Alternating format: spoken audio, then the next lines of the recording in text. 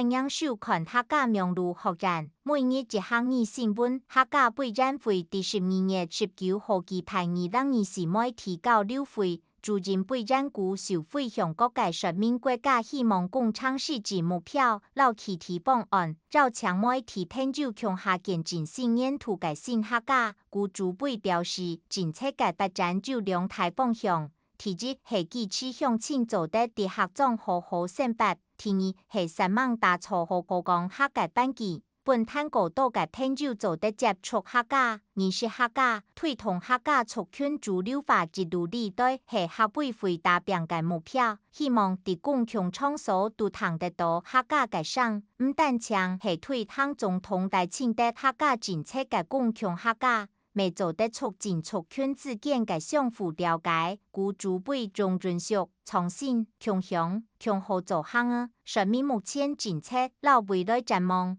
將係推動幾項客種提綱創新之計計劃，打造客種選拔交流中心，規劃客家幣，推廣特色品牌，培種人才參與國際比賽，還有推動後生人到白宮招負站做公益服務。另外，客委會未愛心的客家青年子孫備戰會，本灘下島嘅客家青年參與公共事務。以上係客家名錄學展嘅報道。撒下對外教大家基本嘅每日一項語就係政策，政府推行當道嘅客家政策，政府推行當道嘅客家政策。你學過嗎？下禮拜講來了。